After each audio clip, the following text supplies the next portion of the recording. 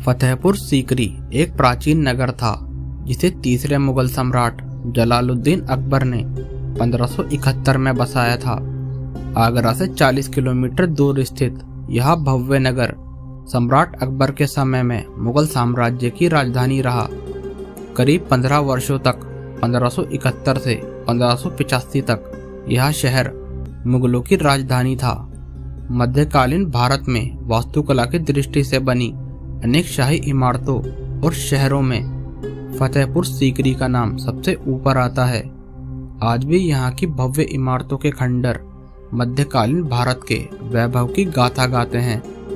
इस पूरे नगर में अनेक महलों और शाही इमारतों को बनाने के लिए लाल बलुआ पत्थरों को उत्कृष्ट कारीगरी के साथ गढ़कर बड़ी सुंदरता के साथ इन इमारतों को निर्मित किया गया। फतेहपुर सीकरी 3 किलोमीटर लंबाई और 1 किलोमीटर चौड़ी चट्टानी रिज पर बना है। पूरा नगर 3 तरफ से 8 किलोमीटर लंबी दीवार से घिरा हुआ है, जो चौथी तरफ से एक बड़ी झील से घिरा है। यह नगर आमतौर पर एक समचतुर्भुज के आकार का प्रतीत होता है।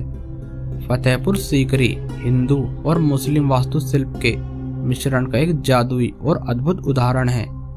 नमस्कार दोस्तों, मेरा नाम है विशाल लोधी और हिस्ट्री डिकोड पर आपका स्वागत है। चलिए जानते हैं मध्यकालीन इतिहास के भव्य शहर फतेहपुर सीकरी के बारे में। शहर की नींव शेख सलीम चिश्ती, जो ख्वाजा मोइनुद्दीन चिश्ती के पुत्र थे, उनके सम्मान में सम्राट अकबर ने इस शहर की नींव रखी थी। माना जाता है कि शेख सलीम चिश्ती फतेहपुर सीकरी शहर बनने से पहले यहाँ रहते थे। हिस्टोरियंस के अनुसार सम्राट अकबर को कोई औलाद नहीं थी। उनके पहले 2 बच्चे हुए, लेकिन वे पैदा होते ही गुजर गए, जिस कारण उन्हें मुगल वंश न आगे बढ़ने का भय पैदा हो गया था। इसलिए सम्राट अकबर ने शेख सलीम चिश्ती से पुत्र प्राप्ति के लिए दुआ मांगी। तब शेख सलीम चिश्ती ने उन्हें कहा कि तुम नंगे पैर अजमेर शरीफ में ख्वाजा मोइनुद्दीन चिश्ती की दरगाह पर चादर चढ़ा कर आओ। और उन्होंने सम्राट अशोक के पुत्र होने की सटीक भविष्यवाणी की।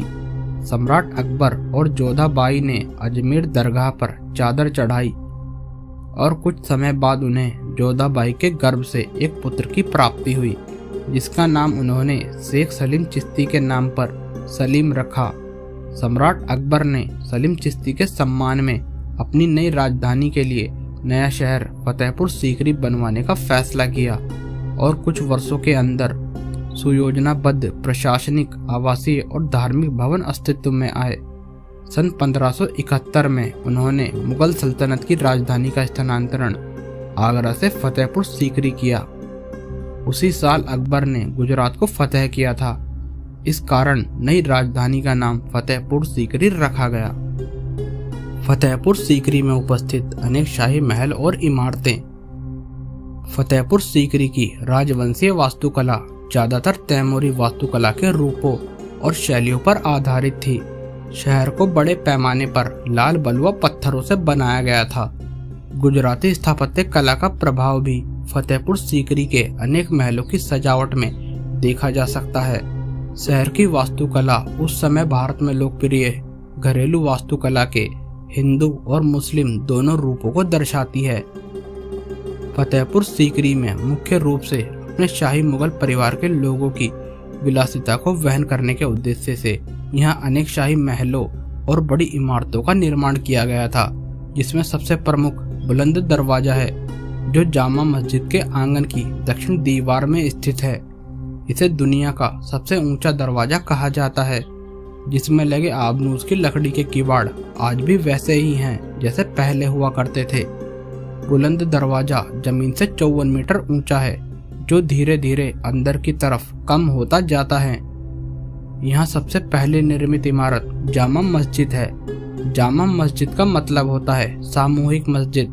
1571 में इसका निर्माण पूरा हुआ था और इसके 5 साल बाद द्वार के रूप में बुलंद दरवाजे को इसमें जोड़ा गया था। जामा मस्जिद के आंगन के भीतर सूफी संत सलीम चिश्ती का सफेद संगमरमर से बना मकबरा है, जो एक मंजिला संरचना है। जिसके भीतर संत की कब्र मौजूद है। इसके चारों ओर परिक्रमा के लिए एक ढका हुआ मार्ग बना हुआ है, जिसमें नक्काशीदार जालियां जटिल ज्योमेट्रिकल डिजाइन के साथ बनाई गई थी। कॉन्फ्रेंस रूम के तौर पर बाकी मुगल किलों की तरह यहाँ पर भी दीवाने आम नाम की इमारत मौजूद है, जहाँ शासक आम जनता से मिलते थे। दीवाने खास भी यहाँ बना हुआ है। यह छत पर 4 छतरियों के साथ एक सादा चौकोर इमारत है।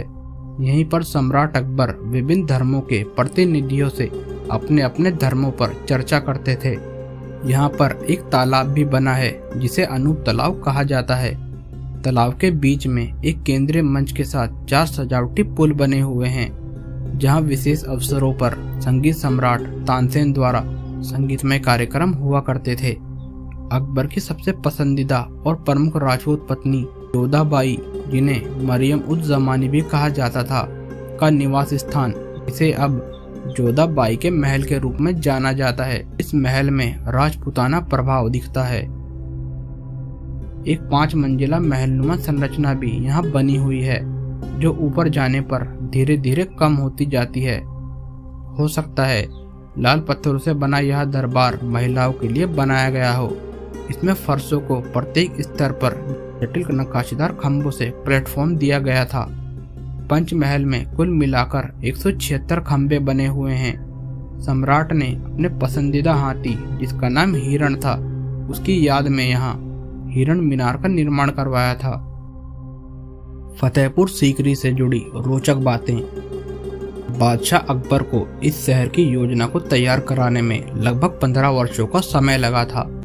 इसके निर्माण से पहले मुगलों की राजधानी आगरा हुआ करती थी, लेकिन फतेहपुर सीकरी बनने के बाद सम्राट अकबर ने राजधानी को नए नगर में स्थानांतरित कर लिया था।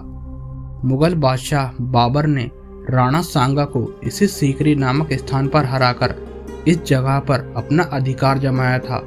सम्राट अकबर ने फतेहपुर सीकरी में अनेक बड़े निर्माण कार्य कराए थे, जिससे वह आगरा के समान बड़ी नगरी बन गई थी। एक अंग्रेज व्यापारी ने आगरा और फतेहपुर सीकरी की तुलना लंदन से की थी। 14 वर्ष तक मुगल सल्तनत की राजधानी रहने के बाद इस शहर को पानी की कमी के कारण खाली करना पड़ा। फिर धीरे धीरे इस शहर का ह्रास हो गया। वीडियो अच्छी लगे तो वीडियो को लाइक करें, दोस्तों के साथ शेयर करें, और आप अन्य किस टॉपिक पर वीडियो देखना चाहते हैं कमेंट करके हमें बताएं। हम इसी तरह की और हिस्टोरिकल वीडियोस आपके लिए लाते रहेंगे, इसलिए चैनल को जरूर सब्सक्राइब कर लें।